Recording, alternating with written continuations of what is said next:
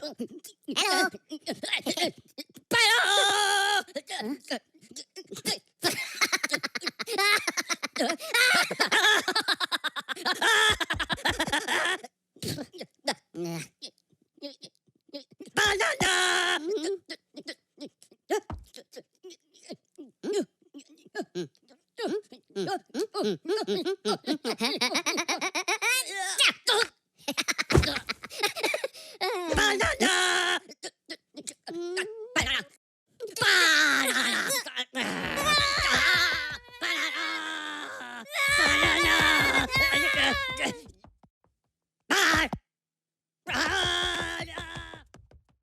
Focus of performance task part 2 will be the following. So just on my website here, and if you go down to performance task and exam, you'll see what this is all about.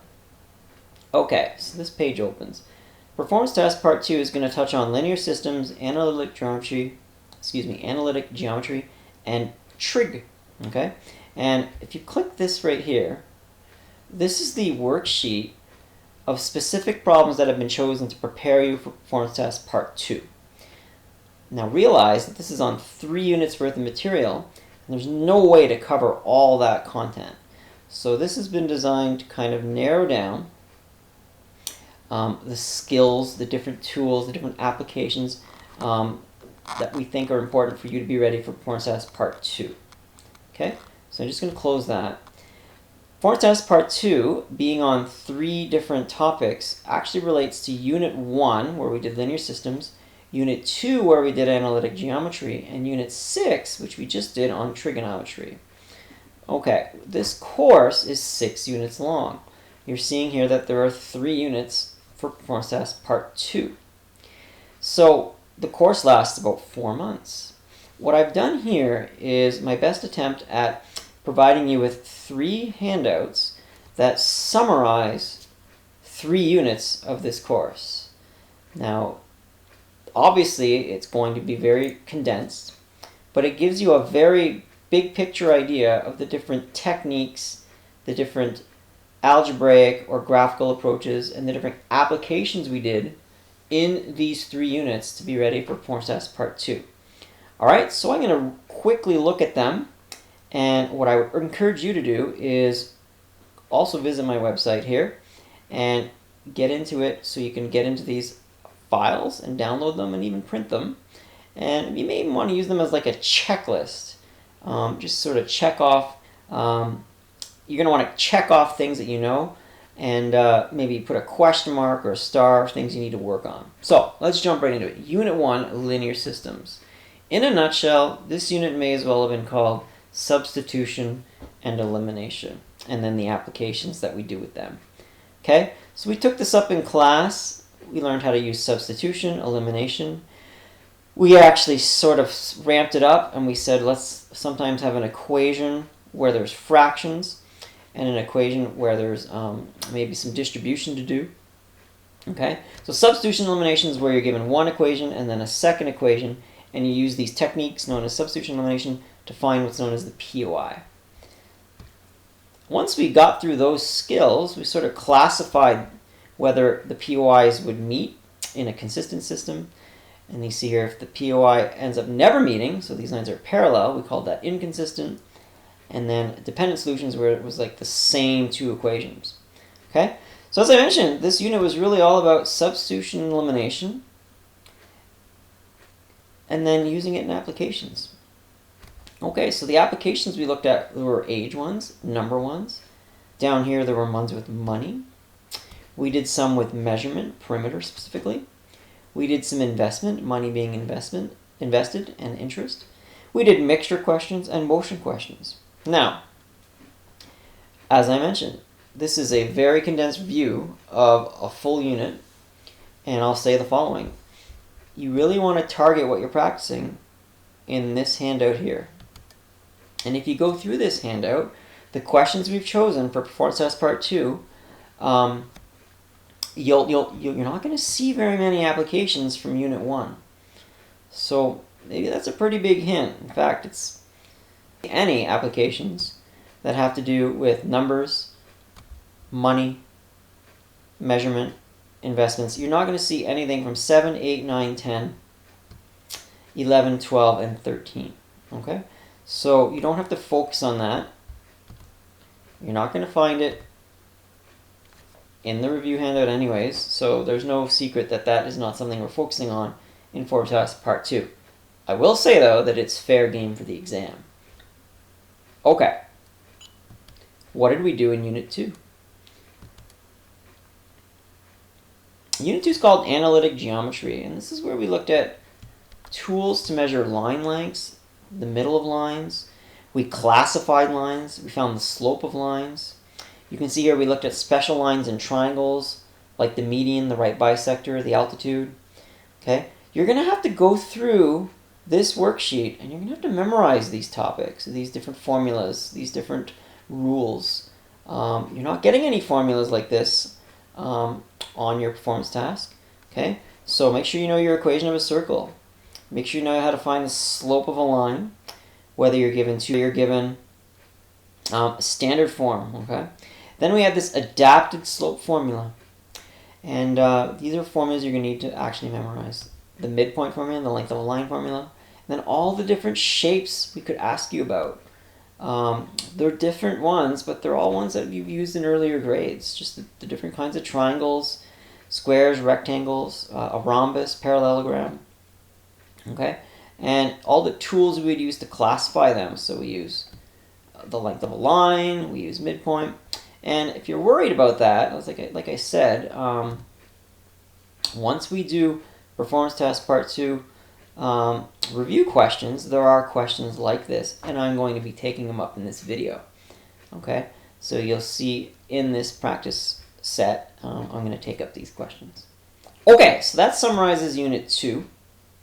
Now we're going to look at Unit 6, and this is fresh. We just covered trigonometry, and I mean, hopefully you have a pretty good idea what to expect with trigonometry, having just written all the evaluations for it.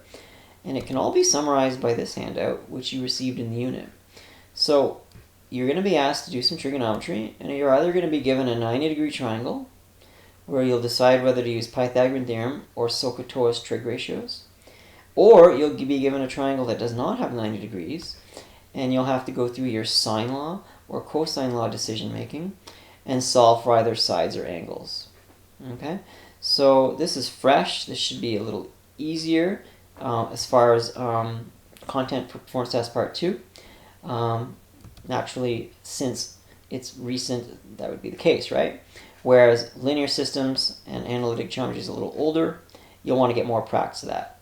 So I'm going to move into taking up questions from this sheet here, and pause the video as needed. Take the notes and bring your questions to class. All right, let's get going. Let's start by graphing lines and looking at some examples. Okay, so say you have the following two examples. This first example has a line in what we would call slope-intercept form. So right away, you would recognize this as y equals mx plus b. So m here is 2/3. That's the slope. And b is 7, and that is the y-intercept. Okay, and that would be at the point 0, 7. So to graph lines from example 1, using slope-intercept method, we do the following. So start at point 0, 7, right here, and then you follow the slope. Remember, the slope wants you to rise over run. All right, so if the rise is 2 and the run is 3, you basically do the following. Start from your y-intercept, rise 2, okay, and then you need to run over to the right, because it's positive 3 values. So I go over 1, 2, 3, and I put my second point down. Grab your ruler, and you connect the line through the 2 points. And you've graphed a line.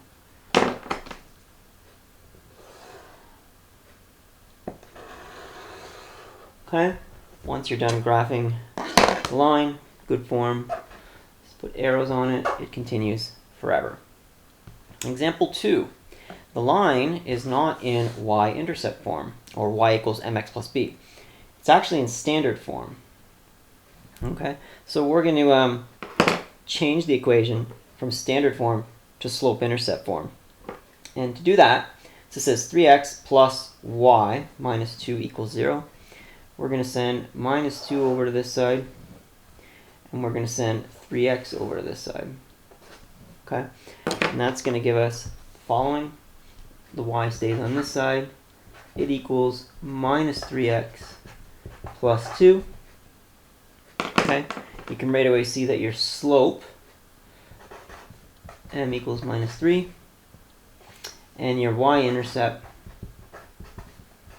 0, 2, and you can go graph the y-intercept at 0 for x, 2 for y, and then you need to interpret the slope. And that slope says minus 3. So you need to interpret that as the rise over the run. So it's a rise of minus 3 over a run of what? Well, 1. It's like a fraction that's over 1. So you need to go down 3 over 1 from your y-intercept. And go down 1, 2, 3, and over 1. So I'm here. Grab your ruler,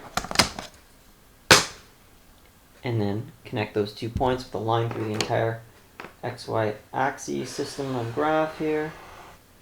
Okay. Great. Let's add some arrows. Okay.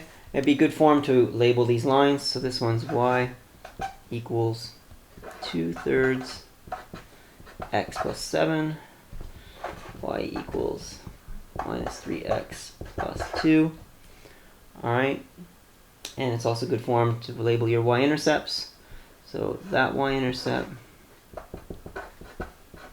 was 0, 7, and his y-intercept is 0, 2. Okay, that's how we were graphing lines. Okay, number 2, let's look at slope. So the slope of a line is the measure of its steepness. And if you have a line such as the following, and you know 2 coordinates, and you know the slope formula, it works like this. So the slope m is the change in y's divided by the change in x's. So y2 subtract y1 divided by x2 subtract x1. Take this example. What would the slope m be for the 2 following points, minus 4, 6, and with 12, 2? So the coordinates, which we sometimes call points, minus 4, 6, and 12, 2, into the slope formula. Try this yourself. Pause, come back, and you'll see how I did it. Okay, so the formula for the slope is the following. And now we're going to substitute our numbers in here. So here's how you read these coordinates. That's the first coordinate, so that's x1, and that's y1. And this is similar. Of course, that's the second one. Now you can substitute. Okay, so here we go. Now, these negative signs, these subtract signs never change. You should make sure you put the values in correctly. Alright, so first one's y2, 2. Subtract y1, 6. Down here, it's x2, so 12. Okay, subtract x1, which is minus 4. So it would be minus 4. Okay, watch the double negative here. Okay, 2 subtract 6, minus 4. 12 plus 4, because the 2 negatives make for addition, is 16. And you need to reduce these answers. Minus 4/16, okay? You can divide 4 out of each of these, and you end up with minus 1/4. Okay, so that's how you use the slope formula. Number 3, length of a line. Okay, so have a look at the one hand that I mentioned we should use for this unit. And on the handout, several topics here. We're going down to length of a line.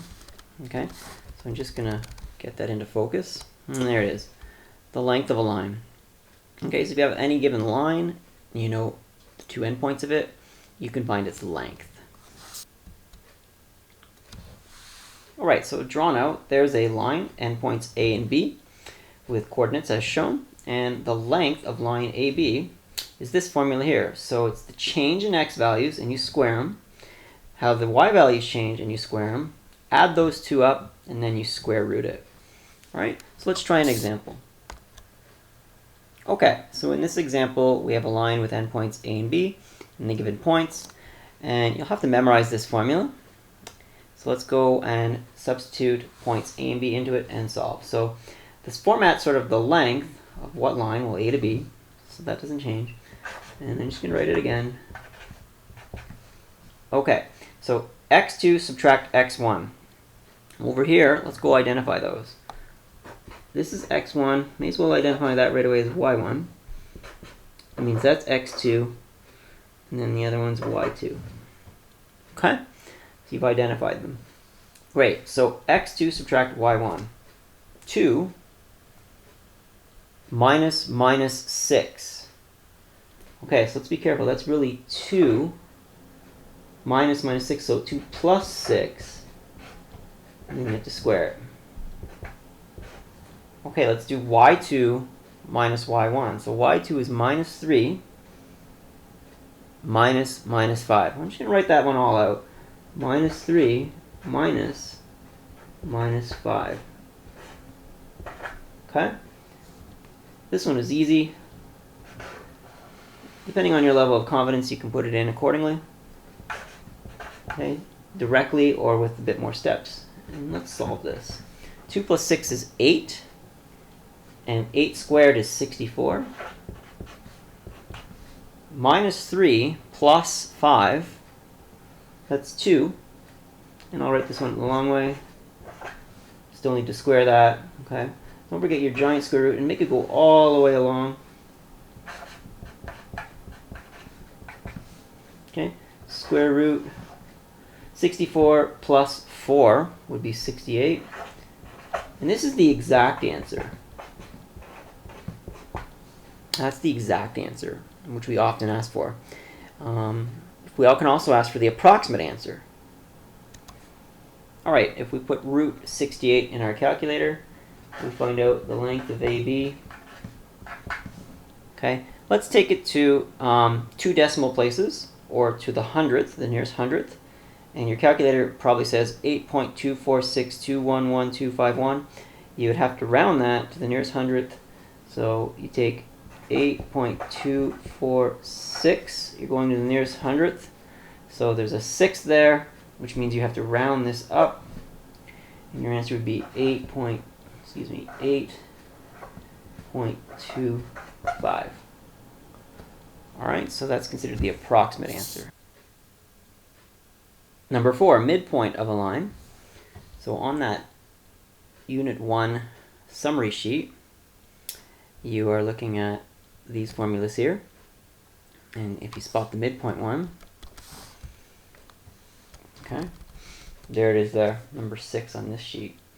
So midpoint is the middle of the line, and it's the average kind of idea. You take the average of the start values and the end values for both x and y, and you get the midpoint. Take line CD, from C to D, you would have a midpoint, capital M, and then you subscript it with C and D. Okay, and the formula is capital M, subscript CD, because it's for line CD, and you end up averaging the x values on line CD, which means you add them up and divide by 2, and you average the y values, you add them up and divide by 2. So let's try an example. In the example, we have line LP, and its points are given. Okay, so start alphabetically. Start with the system, usually alphabetically. And this is the first point, so that's x1, that's y1. The second point, x2, and y2. Okay, when you build your midpoint formula, we'll do it over here. So it's the midpoint of L to P. All right, so let's get the first fraction ready. I add up x1 and x2. So I'm adding up -1 and 1. All right, and I'll divide that by 2. Get the second fraction ready. Might as well put the divide by 2 right now. And I add up the two y values. So I add up 0 and -6, which makes for 0 plus -6. Okay, and then giant parentheses, and because this ends up being a point. Okay, -1 plus 1, 0. 0 divided by 2, still 0. 0, take away 6, -6. -6 divided by 2, -3. And then those big parentheses just become the point that is in the middle of L and P. Point, or you could call it a coordinate, would be here. And it's M, L, P, and it equals 0 minus 3. Number 5, let's find a POI, a point of intersection, using the method of substitution. Let's look at this example. So let's find the POI of this linear system. So two linear equations are what is known as a linear system. And finding the POI can be done with substitution or elimination, but let's use substitution on this one. So if this is a linear system of two equations, this is the first equation, and this is the second equation. All right. And to do substitution, you have to choose one of the two equations and isolate for a variable. And usually find a variable that is all by itself, so a term of like 1x or 1y. So let's look for that, and we see it here. We have an x there. So let's isolate that x. So we're going to do something to 1. Okay, we're going to change it. So we were using this table format. Here we go. So from equation 1,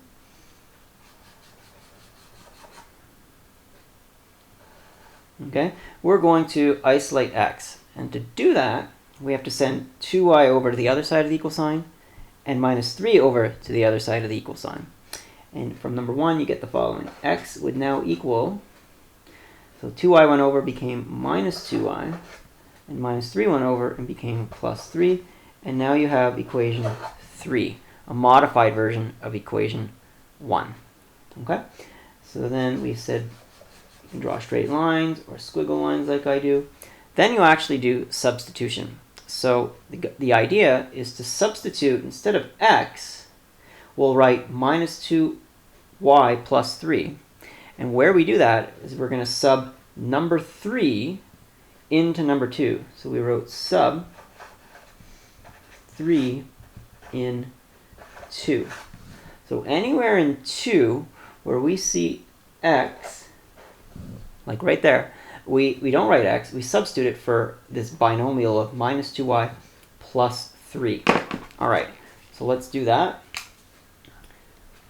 Number 2's equation is 5, and now I see the x, so it's 5 multiplying x. So 5 is multiplying -2y plus 3. Okay, and then you got to continue writing the equation. So add 4y, subtract 8 minus 0.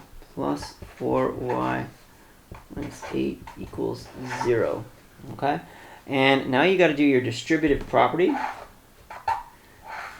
here. So it's a multiplication tool. 5 times -2y is -10y.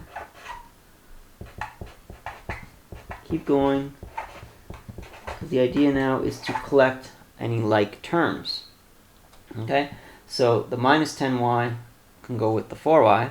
If I'm down 10 items, 10 y's, and I get 4 of them, I have -6y. And then the numbers work together. 15 subtract 8 is 7. Okay, and now, don't forget, keep your equal with 0. We send the 7 over, and we get -6y equals -7. Okay, and then we're going to have to divide out -6 on both sides. Okay, we know that this will just leave y, and if I divide -7 by -6, I'm going to get the following: 7/6. Okay, so you found 1/2 of the POI, you found the y value, and then there's one last step to go find the x value. Alright, so let's go to that last step where we find the second half of the POI, and it's the following.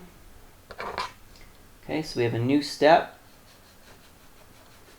So we're going to show our nice table, extend it down. Okay, then now that we know y is 7/6, keep it in fraction form, sub in, and we'd like to sub y equals 7/6 into the, let's go to the third equation. At this point, you should trust that that's right. You've developed lots of skills this semester. X is already isolated. X equals -2 times y plus 3. You just have to substitute y in there. So sub in 3x equals -2. Okay, now we substitute. Instead of writing y, we substitute the y for 7/6. So -2 times 7/6. Okay. And then we add the 3.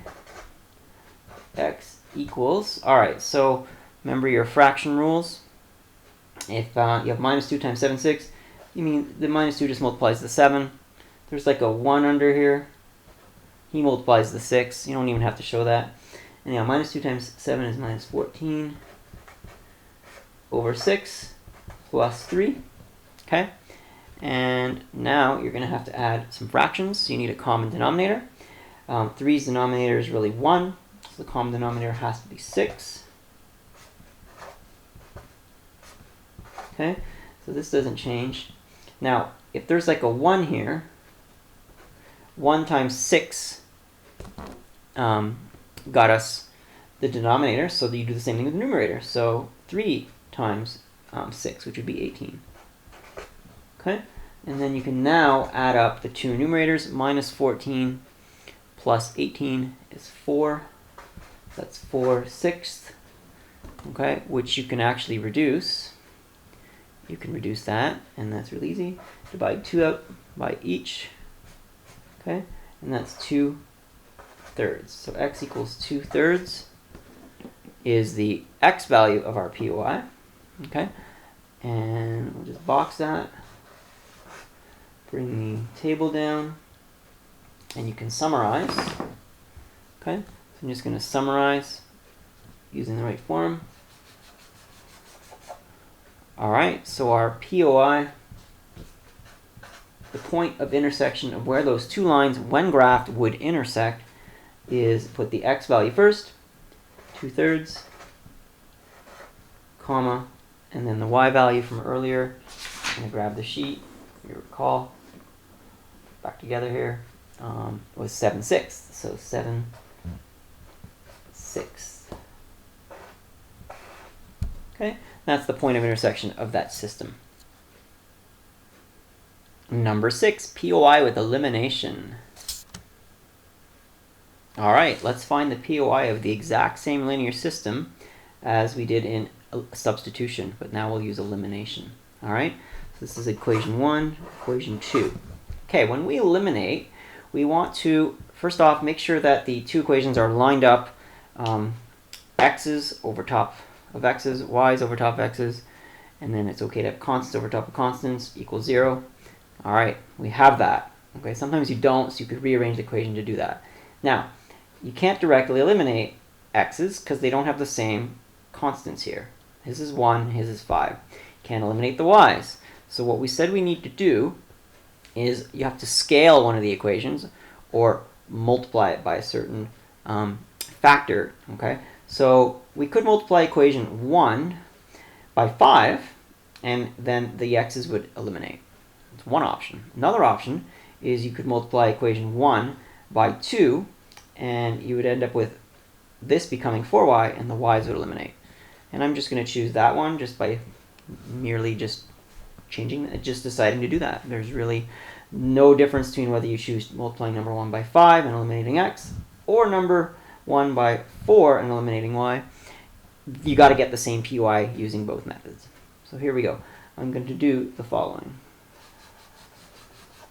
As I said, number 1 is going to get multiplied by 2. Okay? So what happens to it is the following. Becomes 2x, 4y, minus 6, and still 0. 2x plus 4y minus 6 equals 0, and that's equation 3. Now, we're ready to eliminate. So I'll just write that I'm eliminating, short form, elim. And to do that, I'm going to do the following. I'm going to do equation 2, subtract equation 3. Okay? And then you go like one at a time. Equation 2's subtract equation 3's x's, 5x, take away 2x, 3x. 4y, take away 4y, there's your elimination. It's gone. There are no more y's. Now, be careful here. Minus 8, take away minus 6. So that means minus 8, take away minus 6. You get an addition there. Okay, so it's minus 8 plus 6, which would be minus 2. That equals 0. Okay, because 0 take away 0 is still 0. All right, we send this over. 3x equals 2. Divide and conquer. And x equals 2/3. That's the same answer we got with substitution. That's good. Let's box that answer. Continue our table down. Okay, now that you know one value of the POI, you substitute it into one of the equations to find the other value. So to decide which one to sub it into comes down to these two things. It's probably best to sub it into one of the original equations. Since those were given to you by a textbook, by the teacher, you haven't created those. Whereas number 3, you've created it. You may have made a mistake. This point, hopefully not. Anyhow, I'm going to substitute it into one of the originals. And I'm going to pick the original that looks easiest to work with. So lower numbers reduces my chance of making silly math errors. I'm going to substitute x equals 2/3 into number 1. So sub x in 1. And when I do that, here's how I operate. There's the x right out of the gate. So why don't I just show that in red. So I'm going to substitute that for 2/3. Okay. And then I need to add 2y. Subtract 3 equals 0. Okay. So I've got a number here that's a fraction, and I've got an actual number. I'm going to have to work with fractions here. But first, let's do this. Let's get the numbers, or rather the variables, on one side of the equal sign. So I'm choosing the left side. And then I'm going to send the numbers over. I'm sending 2/3 over and minus 3 over to the other side of the equal sign. Okay, when I do that, I'll get 3 minus 2/3. Okay, and now I got to operate with fractions, so give me a sec to set that up. All right, 3 is actually a fraction over 1. Let's do a common big fraction. All right, so 2/3 is still 2/3, and we're still going to subtract it away.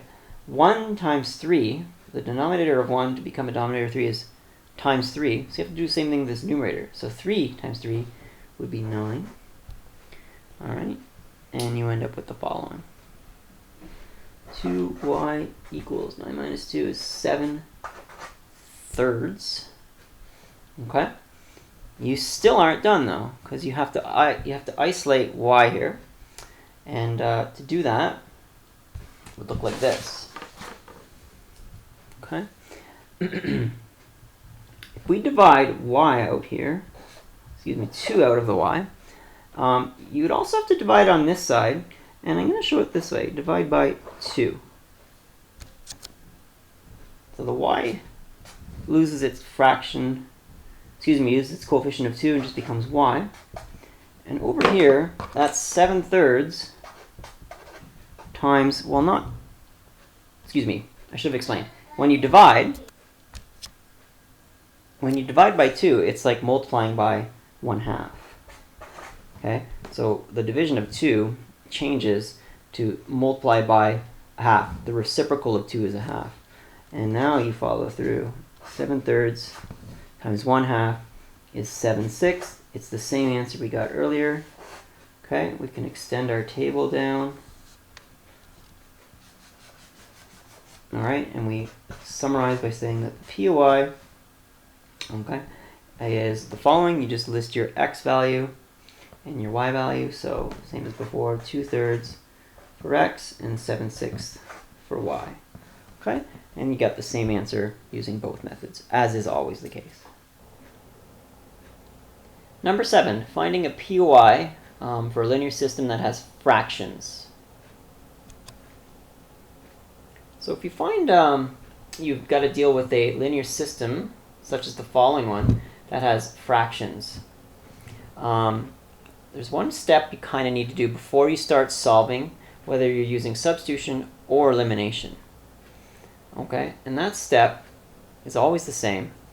You need to multiply by the lowest common denominator, the LCD, to get rid of those fractions, to remove the fractions. All right, so let's look at equation 1, and the denominator is 3, and here it's 2, and his denominator would be 1. So what's a common denominator that 3 and 2 have, and of course use the lowest one? Well, 2 won't go into 3. So go like this usually. 3 times 2, that's 6. And there's no smaller common denominator than 6 that 3 and 2 will go in. So you want to use 6. Okay? That is the LCD. And what you do with that is you multiply each of these terms by 6 so we can remove the fractions as follows. So you put a bracket around this, multiply it by 6. Same goes with this, because all of this is a term, all of this is a term that needs to be multiplied by 6, and you can't forget to multiply over here by 6. Okay? What happens is you'll cancel, you'll reduce as follows. 6 divided by 3, well, here you'd be left with 2. 6 divided by 2, here you're left with 3. And then 6 times 1, at the end there, you'll get 6. Okay? All right, let's do this one. You try it. Come back when you're ready. Okay, equation 2 has denominators 5 and 3. And the best thing to do would be 5 times 3 is 15. And that's the lowest common denominator here. So, hopefully you work this out. Looks like this.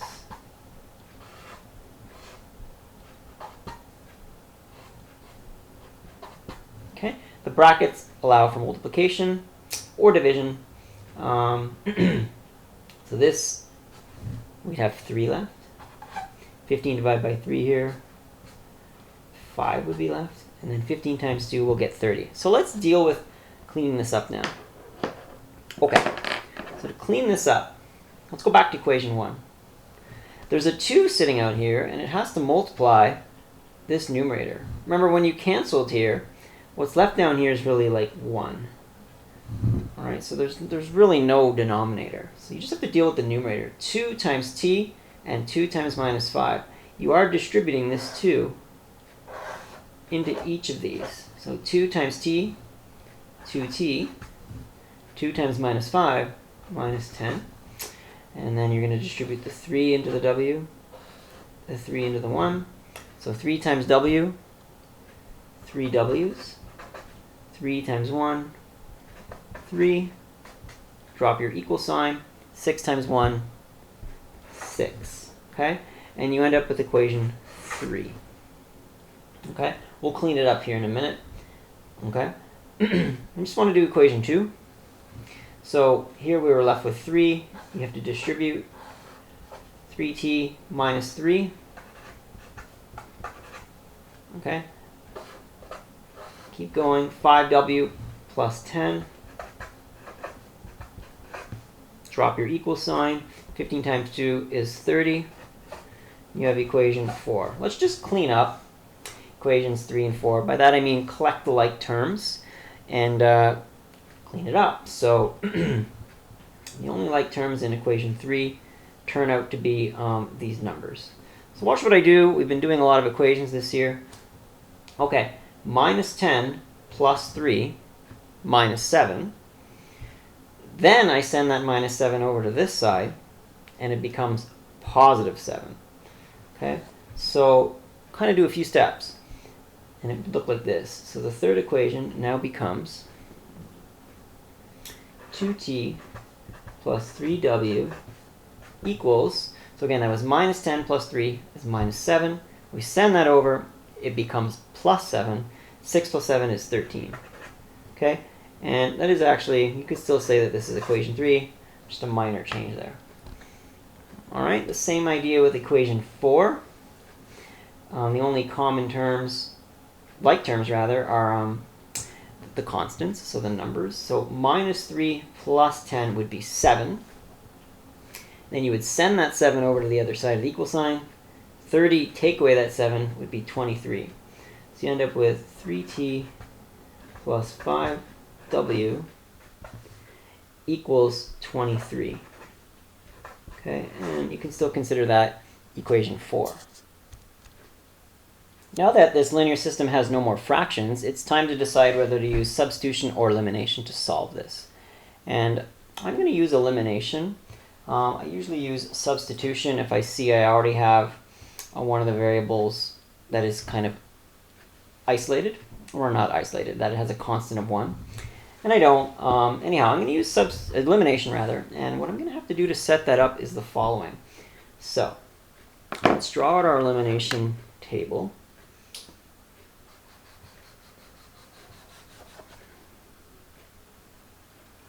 Okay, I can't eliminate the t's because I don't have the same two numbers there. And I can't eliminate the w's because I don't have the same two constants or numbers here. So I'm going to have to adapt the equations. All right, so what if how about this?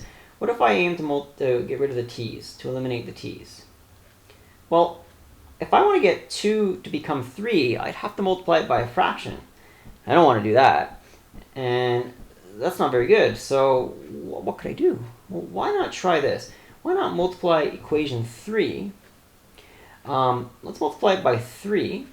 And then equation 4, let's multiply it by 2.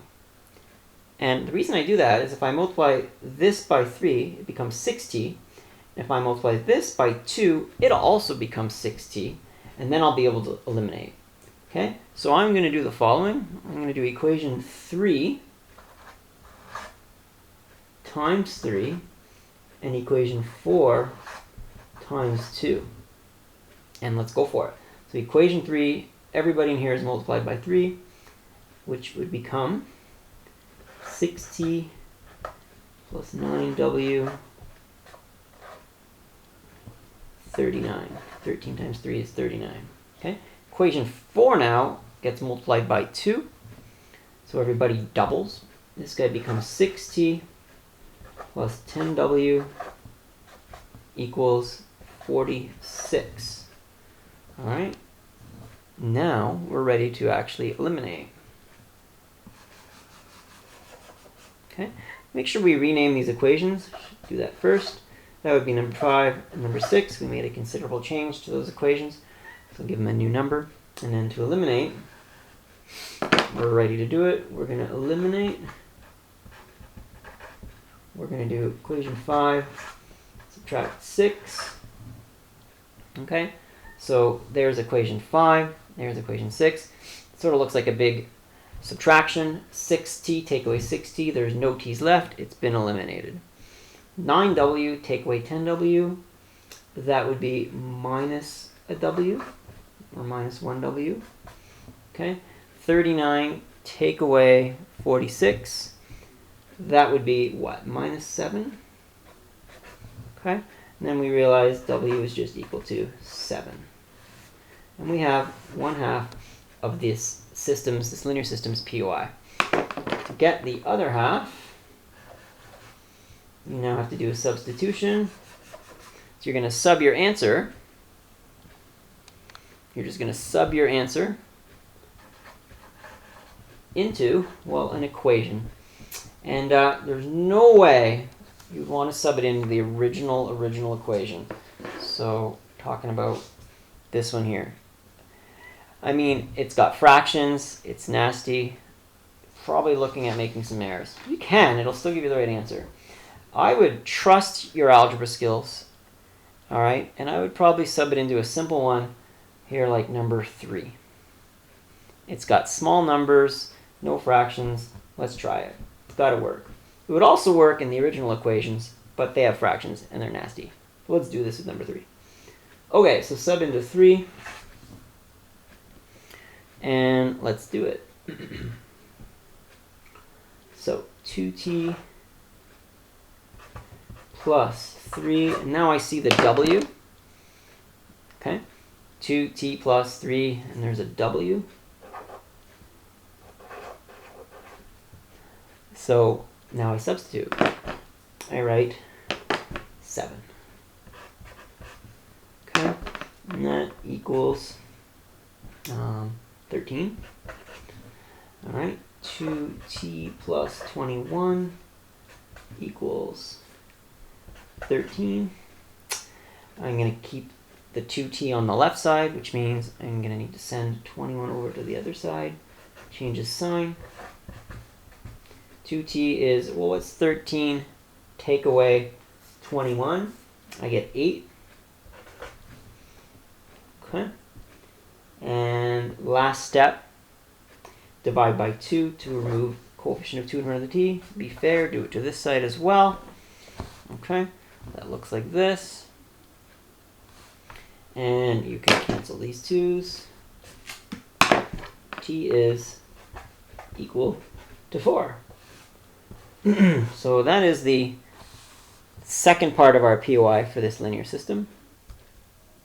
Okay, one sec here, just double checking my work. Earlier when I sent 21 over, it became minus 21, and 13 take away 21 would have been minus 8. All right, that means the actual answer is t equals minus 4. So like I did there, I just checked my work. I looked backwards a bit and caught a little error. Good thing. All right, you guys should try that too. Don't just get to the end of a question and assume it's right. If you have that time, double check it, okay? So the final step here is the POI. All right, so this system, which started with fractions, has a point of intersection. The two lines will intersect, okay? And here you would just go alphabetical, so t first, minus 4, and then w, 7. All right, there's no evidence to say it's the other way, so just go alphabetical, and there's your point of intersection. Okay, number 8, equations of lines. And there's a series of questions here right on the worksheet. All right, so take a look at them. Usually you've got like a parallel line passing through a point.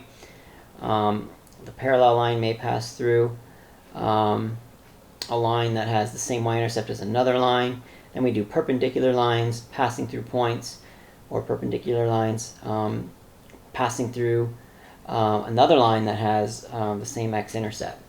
So I'm going to do a few of these examples now from this sheet. Let's try what will amount to be 8a. Okay, so let's determine an equation for a line that's parallel to y equals 3x plus 4 and passing through the point 2, 1. This is question 8a. And here's the approach. Okay, if you have the line y equals 3x plus 4 and you're parallel to it, first off, first step here, the slope of y equals 3x plus 4 is what? Well, that's in y equals mx plus b format, so the slope's 3. All right? You just have to read it. It's the coefficient before the x. Then, if you're going to find an equation for a new line that's parallel to this one, they have the same what? They have the same slope. M parallel will equal to 3 as well. They're parallel. All right? So if you imagine this guy, that's his line. Well, the new line is also at the same slope because they're parallel. All right. Then you're told that the line you want to find passes through the point 2, 1. So you've been given a point, and this is what we did with that. This is like the first point we were given. So we said that was x1 and y1. And we also know that the slope we want to use, it's the parallel one, and it's 3. And you have to use this formula. We sort of called it the adapted slope formula. And it looks like this. So you're going to write it out. M equals y minus y1 over x minus x1. Okay? And then what you want to do is substitute the two values from the point you know and the slope into this formula. Okay? So let's do that. The slope's 3. Now, y here and x here will soon become part of the equation of the line we're trying to find. So we don't substitute into them. I'm just going to make them green. And you'll see, let me red so it shows it better here. Okay, just a little different. So you see how they evolve in the question here and end up becoming part of the equation of the line we're going to find. Okay, now we're ready to do the following. So let's substitute y1 in, which is 1. So we're subtracting 1. And then we also have to subtract x1. So we subtract 2. And then we're going to leave y and x. Like I said, they'll become part of the equation of a line we're finding here. Okay, do you remember what the next step was? Well, the next step is to cross multiply. Okay, so here's where you cross multiply. And to do that, well, 3 sort of has a denominator of 1. And it helps for the cross multiplication. You're going to say the following. You're going to say this denominator 1 multiplies this entire binomial, and this numerator 3 multiplies this binomial here. Okay, so let's follow through on that, and we get the following. So 3 times x minus 2 would look like this. 3, you need a bracket, all times x minus 2. So I took care of this part of the cross multiplication. And I mean 1 times all this won't change it, so you can just write it down, y equals minus 1. Okay, if you're tracking, there's that x. Okay, he's now here, and that y is over here. All right, and now, next step's the following. Okay, so you need to distribute on this side.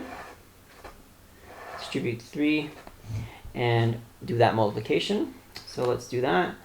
That's 3x minus 6 equals y minus 1. Okay? And the way we wanted these questions answered, we wanted an equation of a line in standard form. So we want to get everything over to the left side of the equal sign so we can achieve standard form. Okay, so that means y comes over, and then this minus 1 comes over, and let's adjust. So here we go, 3x. Okay, so minus 6 plus 1, that will end up being minus 5. I'm going to write it over here. There'll be nothing left from this side. When y comes over, his sign will become negative, so minus y. Okay, and you've now got the equation of the line you're looking for in standard form. You can see the x and the y variables are originally in the formula, as I mentioned at the beginning there, here and there. Okay, and this is standard form, and standard form is usually ax plus by plus c equals 0. So you can see that your A value here is 3, B value would be -1, and C would be 5. Okay? And actually, there's another little formula I'll remind you about. If you want to know the slope from standard form of a linear equation, the formula is the following. The slope is minus A over B. Okay, so for this particular line, let's substitute minus, and then A is 3 over B. It's -1. So the slope's 3. And that also checks out with what we said at the start. The slope was 3. Okay, question 8H. Let's find a line that's perpendicular to 4x minus 2y plus 3 equals 0, and it has the same x-intercept as a different line, 2x plus 3y minus 10 equals 0. Okay, I've written the question out here. So this is question 8H. All right, so if we have to find an equation of a line that's perpendicular to 4x minus 2y plus 3 equals 0. So if we're perpendicular to this, we need to find this line's slope first, and then there's a way to find out which slope is perpendicular to that. So first thing, his slope is what? Well, remember we had this formula? M is minus A over B. Okay? And this equation is in standard form, A, B, and C. Capital A, capital B, capital C. So let's find it. Minus, looks like 4 over -2. Okay? This minus sign comes from the actual formula. And capital B is -2. So we end up with a slope of 2. All right? Now we're determining the equation for a line that is perpendicular to this. So if you're perpendicular to this, you would do the following. You take the negative reciprocal. So you take the reciprocal of this, you turn it into a fraction, and then you make it negative. It's called the negative, it's a cursive N there, negative reciprocal. Okay, and now we have the slope for our line that we're out to find. Next step, you got this second piece of info. It's got the same x-intercept as this line.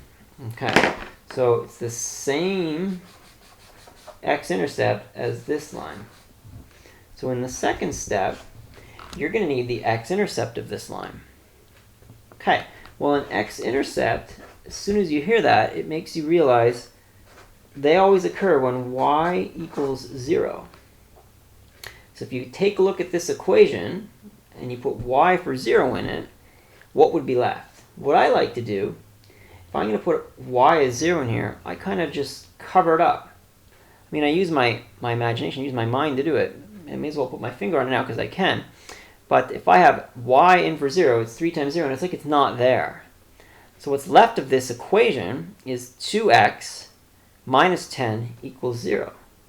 2x minus 10 equals 0. And you're going to be able to solve as follows. Okay, so minus 10 comes over to the other side of the equal sign. Divide and conquer this. Divide by 2 on both sides. X is 5. Okay, and you found the x-intercept. The x-intercept occurs at 5, 0. All right, so now take stock what you have. You have the slope of your line, and you have a point for your line.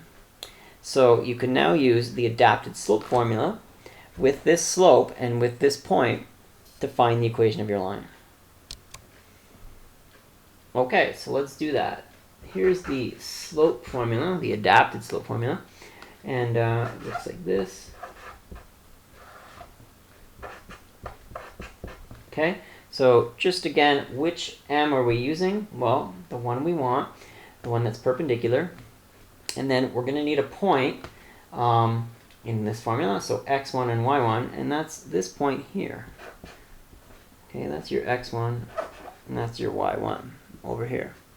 So let's substitute all this info and start solving. Okay, so minus a half equals, now these two, y and x, as I showed you in the earlier example, end up being part of the equation of the line, so we won't change them. All right, and now we are going to subtract. Let's do the y1 first. So y1's 0, we're subtracting nothing. x1's 5. Okay, you're ready to cross multiply. Okay, this time you'll actually have to do both cross multiplications compared to an earlier example, because you've got to do -1 through this binomial and double, well, really just y there. So let's do this. Okay, so -1 times x minus 5, I'm going to write it all out, -1 times x minus 5 equals 2 times y. I could do 2 times 0, but it's just 0. I know that it's just 2 times y, so 2y. Okay, over here, -1 times x minus 5. It's easy, it just changes everybody's sign. Okay, and we have to get it into standard form. I'm just going to come do my work over here. So to get it into standard form, you want to have everybody on the left side of the equal sign, and an order of x, y, and then constant. So minus x is here. He stays. The 5, well, I have to make room in the middle for my y value, so I'm just going to write him there. Okay, you have to send 2y over, and his sign changes. It becomes minus 2y. He was a plus 5. Remember, he's plus 5 from down here. Okay, and there's 0 on this side. Okay, in standard form, you have to have this x value with a positive coefficient. Capital A is positive. All right. So how do I change this? Easy. Everybody's sign flips. It's like dividing by -1 across everybody's term. You just change everybody's sign. So minus x becomes positive x, minus 2y becomes positive 2y, positive 5 becomes minus 5, and well, 0 will never change. And now you have this in standard form. Okay, and you can also do that slope check again. I know it doesn't ask for it in the question, but the slope from standard form is m equals minus a over b. Here's your a, here's your b, here's your c. So let's check it. Minus a is 1, and then b is 2. And yet again, this slope, of course, if this is the line, has to match the slope I wanted it to have, given in the word question. All right, that's how you do these questions.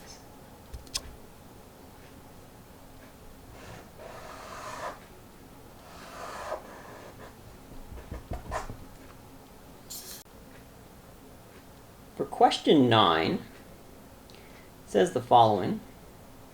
So the special lines in triangles. And it says to see our website for the Unit 2 lesson on Friday, October 16th. So let's go take a look at that. Okay, so from my website, once you come in and you're in the grade 10 academic course, you're going to want to head to Unit 2. So expand by hitting a little arrow here. Go into Unit 2 Analytic Geometry, and the page will load. And we said Friday, October 16th, so follow the date column here. Okay, so on Friday, October 16th, we looked at special lines in triangles. So I'm just going to click here and open that and discuss. So here's the lesson, and what we learned about were the altitude of a triangle, the median of a triangle, and right bisectors as they apply to triangles. Okay, I recommend you do the following. The goal here would be to review what an altitude, median, and right bisector are. Then reread this lesson, more so you can remember how to find out, or how to strategize to find the altitude of a triangle. So it's more about knowing what steps to take, okay? And then being able to find altitudes, medians, and right bisectors. For instance, if we take a look at the altitude example, you're just told there's a triangle with points A, B, C, or vertices, okay? And the strategy was, well, first, you're going to need to find the slope of BC here, okay? So step one is find the slope of BC. Once you have that slope, it's a half, you know that the altitude is at 90 degrees to BC. So we know the altitude is going to run from D, okay, up to A, because we want to find the altitude AD, and that means the slope here is a negative reciprocal. Okay, if you're on BC and you end up going 90 degrees up to create an altitude, you need the negative reciprocal, and that'll give the slope of the altitude. All right. Then, in step 2, you can find the equation of this altitude using the slope here of -2/1 and a point. And, well, you're going to need to know one of the points on this altitude. Well, and the one to go with is this A. You were given -1,5. Okay? So you use the slope you found, and A, -1,5. And again, that adapted slope formula comes back at us. And you do follow through on the adapted slope formula and end up with an equation in standard form that gives the altitude for this triangle. So I recommend you read through the other 2 examples on median of a triangle and on right bisector. Okay, and just to refresh how you proceed with steps to find these special lines and triangles. When we were in this unit, we also did an assignment. And if you happen to still have this, you could look for it and just maybe refresh all these steps by reading through that assignment, okay? It's more about knowing how to do the strategy to find these special lines and triangles, and then it's about doing the correct mathematical steps with finding slopes, finding perpendicular slopes, making sure your math checks out using the adapted slope formula. Okay, so that's what I recommend for this. Let's look at question 10. Okay, so medians. Let's plot points A, B, and C and make a triangle. Okay, so here you can see I've got an XY axis on some coordinates, and I've plotted points A, B, C and drawn a triangle. Okay, I'm going every 2 squares is a unit, and there's my triangle. Part A says, draw the median from C to side AB. Okay, I can't draw this median yet, but I can still kind of get an idea of it. I'm going from C to the middle of AB. So where is the middle of AB? I mean, somewhere around here. And I'll end up drawing a median, along here. First, though, I need to know the middle of AB. So you're going to need your midpoint formula, and you have to calculate. Okay, let's calculate this. So A and B's points are given. There's our midpoint formula. So I have to add up the 2x values and then divide them by 2. And then I do the same thing with y. Okay, so here we go. -5 for the first x value, plus 3. I divide it by 2. Do the y values, 2 plus 0. I'll divide that by 2. Okay, don't forget your brackets. These are, this is a point when you find this. So a point's always got brackets. Okay, -5 plus 3 is -2. And then -2 divided by 2 is -1. 2 plus 0, 2. Divide that by 2, 1. And there's your midpoint. The midpoint of line AB is -1, 1. Let's go identify that on our graph and then draw the median.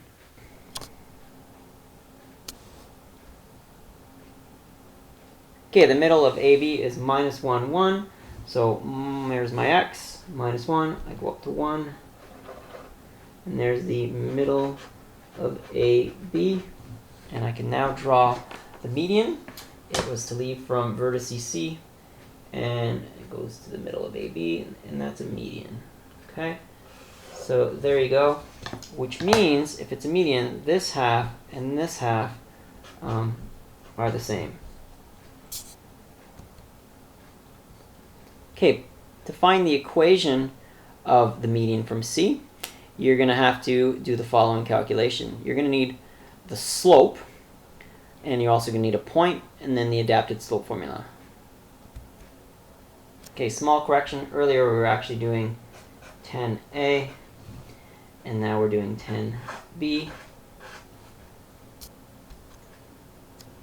Okay, to get the equation of this altitude, we are going to use two things. We're going to need its slope, and we can pick a point off it. We'll probably pick point C since it was given to us.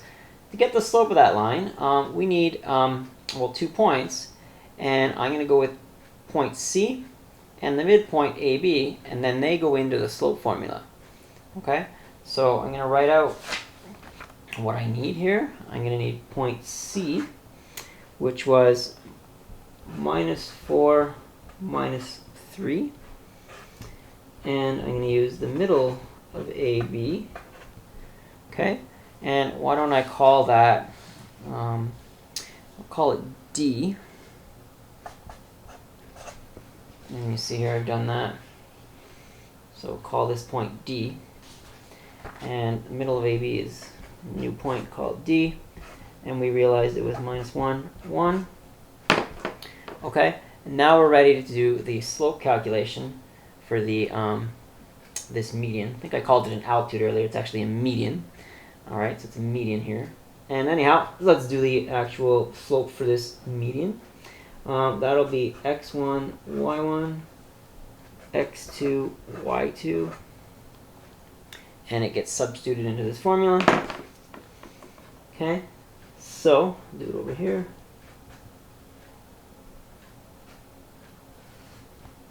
Okay, let's substitute. So y2 minus y1. Okay, careful. This one here actually.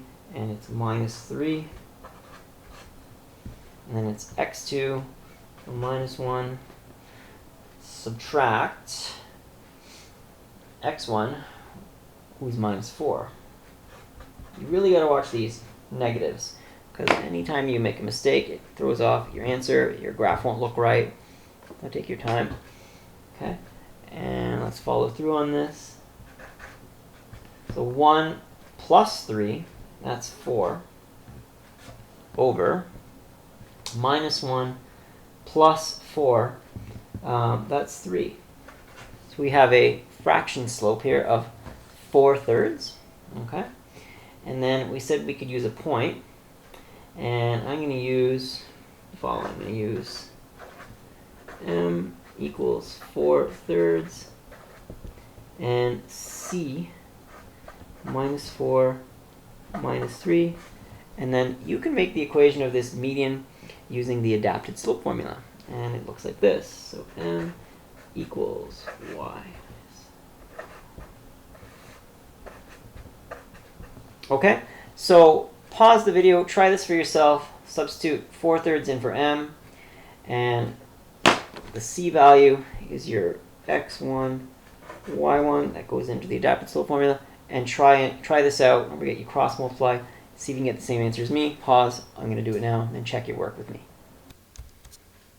Okay, you're back. You can check your work line for line with mine.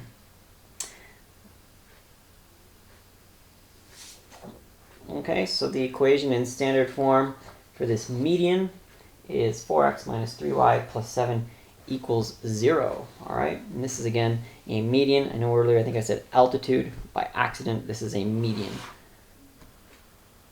Question C asks, do both points on the median, okay, so that's points A and D, where D is the midpoint, excuse me, that's points C and D, where point D is the midpoint of AB. So do C and D, do they satisfy your line? And then, yes, this is how you can tell it is correct. So let's look at how we do that.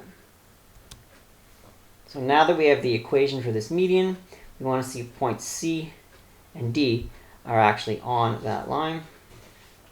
Okay, So let's start with C, which was -4, -3. You just have to substitute these values into the equation and see if it equals 0. It's sort of like a left side, right side check. So the left side is definitely more of the work. Okay, I mean the right side's already known, it's 0. So if we put x for 4, y is -3 into the left side of this equation for the median we found earlier. Okay, let's see if it satisfies. Alright, so 4 times x, so x is 4, -3 times my y value, which is -3. Okay, and then I add 7. Okay, that's the left side of the equation. The right side 0.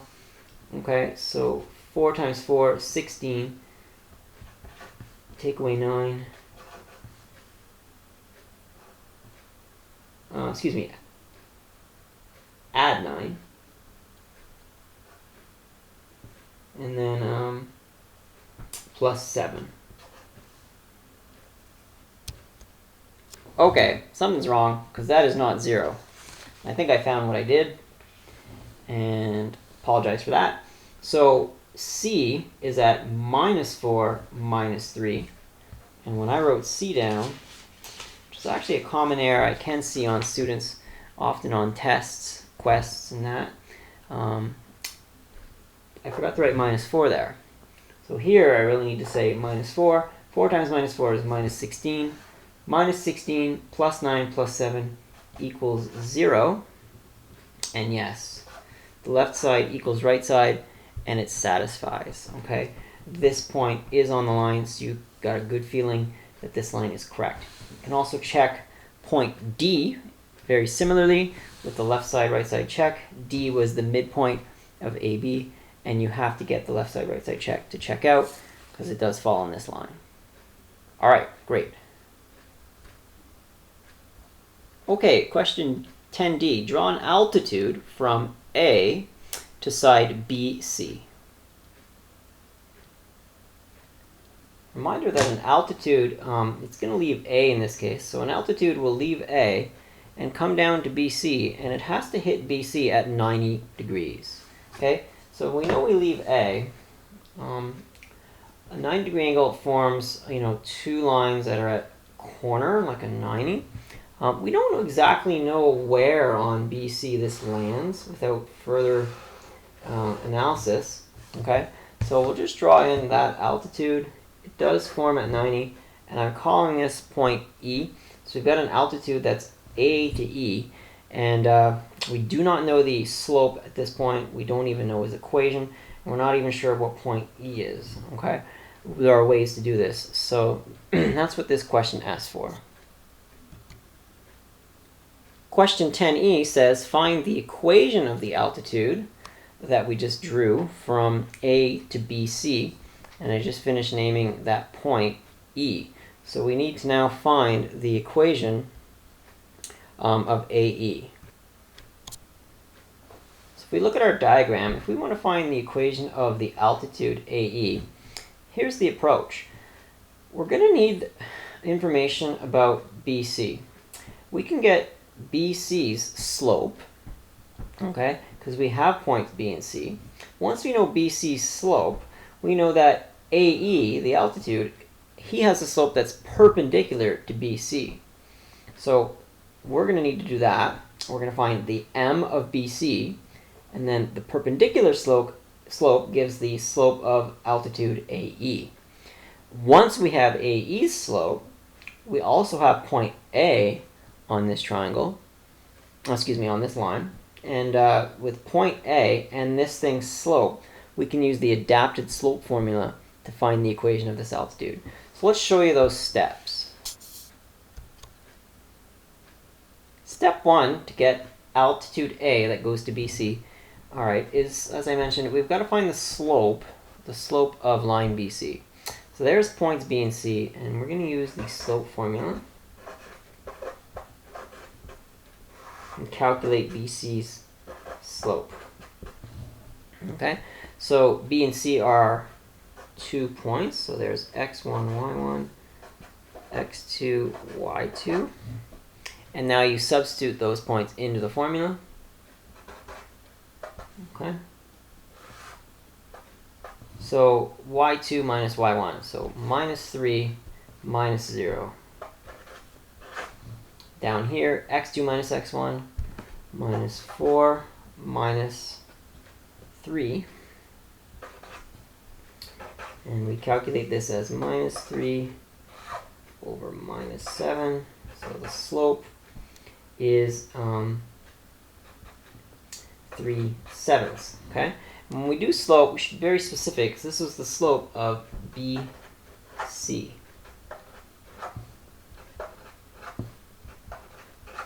Okay? Our goal, remember, is to find the slope of the altitude so we can get his equation. We just found the slope of BC. The altitude slope is perpendicular to that. So, mathematically, okay, we can say the slope of AE, our altitude, well, it's the negative reciprocal of this. So it's equal to MBC, but perpendicular. Okay, so the slope of our altitude is, you have to flip this fraction and make it negative. So it's minus 7/3. Okay, which makes sense visually. It's a negative slope, so it goes down. Okay, and 7/3 is the actual steepness. Okay, so now that we have the slope of our altitude, that's a very important value. We use that slope and a point on the altitude to find his equation. And on our altitude, the only point we know is point A. So let's use the slope of AE and point A with the adapted slope formula, and we will have the equation of the altitude. So with slope for the altitude being minus 7/3 and point A on the altitude, we can now get the altitude's equation with our adapted slope formula. So that looks like this. M equals y minus y1 over x minus x1. Okay, and this is the x1 value and the y1 value. It's the one and only point we're using, and then we're using slope. Okay, so let's substitute minus 7/3. Okay, here we go. So y, x, okay. So it says y minus y1, so that's y minus 2.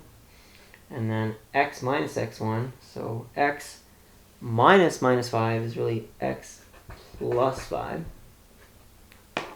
Okay, we cross multiply.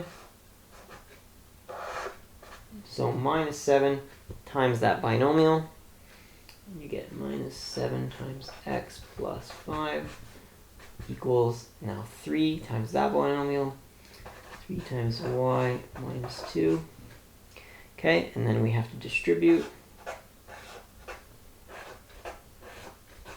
So minus 7x minus 7xi is minus 35. 3y minus 6. Okay, a couple more steps. We have to send everything over to the left side of the equal sign to get standard form for our equation. So we're going to send things thoughtfully. We're going to send minus 3y. Well, it'll become minus 3y, and we'll put it after the x. And then we'll send minus 6 over. It'll become positive 6. So let's write this out. Minus 7x. Okay, there's the minus 3y. These come over. And minus 35 is going to get a positive 6. And minus 35 plus 6 is minus 29 equals 0. Now, we have to remember that whenever we have an equation in standard form, we want the first a term to be positive. It's negative, so we have to flip that.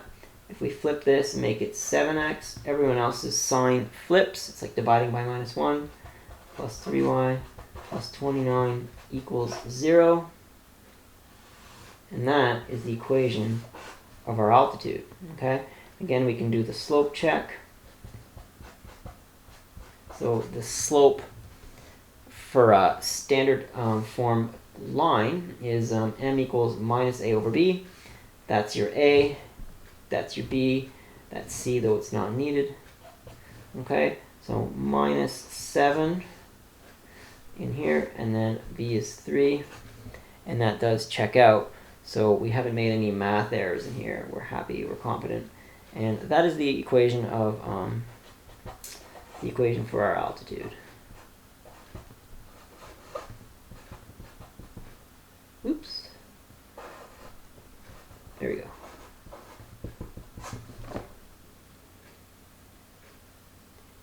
So now question 10F, let's draw in the right bisector of line AC. And then they want to know what are the characteristics of a right bisector. And how would you actually go about finding the equation for this right bisector? So a right bisector on AC is it's a line that splits AC in half. Bisect means to split in half. Okay, so you'd have to find the midpoint of AC using the midpoint formula. That would be one step, and you would end up with a coordinate. And I'm not going to do that because it doesn't ask for that. But let's imagine it to be right around here, and that's the midpoint. Now, for a right bisector, you have to come through here at 90 degrees. Okay, so when you draw in the right bisector through AC, you're going through here at 90 degrees. Okay, so that's what the question asks for. It also asks how you would find the equation of the right bisector. All right, well, here's how. You have AC, you found his midpoint, so now you have a point on the right bisector's line. That's good, you need a point. Second thing you're going to need about this right bisector is his slope. So this slope is unknown right now. However, there's a relationship with this blue right bisector slope. He is 90 degrees with this guy's slope. So you'll have to find the slope of AC, and then the perpendicular slope to AC gives the right bisector's slope. All right, so those are the steps. Now that you would have the right bisector slope and a point on the right bisector slope, you would substitute that into the adapted slope formula and follow through, do your cross product, cross multiplication, and end up with the equation of the right bisector. Okay, so for question 11, it says there's this review booklet. That's not the case. Initially, I thought there would be some kind of booklet. Instead, we've got this video lesson, all right? So if we look at the rest of the review here as part of performance task part 2, question 12, it's trigonometry, and then a second question 12, which is just an accident. There's another question that involves trigonometry, including 12a and b, and in question 13 as well, and 14. All right, we just finished studying trigonometry, so I'm not going to solve them. This is fresh in your minds. If you're looking to refresh some of this, well, I did mention if you go to our website, okay, you can go in and under the performance task section, there is the trigonometry review, which essentially is all our formulas. And if you can see these formulas, and then you would basically be able to kind of predict the kind of questions we can ask you. So the Pythagorean theorem type questions, trig ratio questions, sine law, and cosine law. And if you really need additional help reviewing these, don't forget, if you come back to our website here, head into Unit 6 Trigonometry. So under the Grade 10 course, Unit 6 Trigonometry. And what I did is I made a playlist originally of all our trigonometry lessons. So you can click on the playlist here, and it'll take you to YouTube where all our videos are. And depending on what you need help on, whether it be just a refresher on trig ratios or seeing an example in there, or maybe you need to see a cosine law example, you can use these videos to rewatch and relearn and refresh all the stuff on trigonometry. Okay? So that wraps up performance test part 2. We just looked at examples very similar to everything on this review worksheet. Okay, and a reminder, if you scroll down my webpage, we have an evaluation on this stuff on Friday, January 22nd. It's on all the 3 units we just discussed. So linear systems, analytic geometry, and trigonometry. That's it for now. Questions in class, bring them. And we'll definitely discuss and help you improve anything with regards to this content. See you soon. Bye.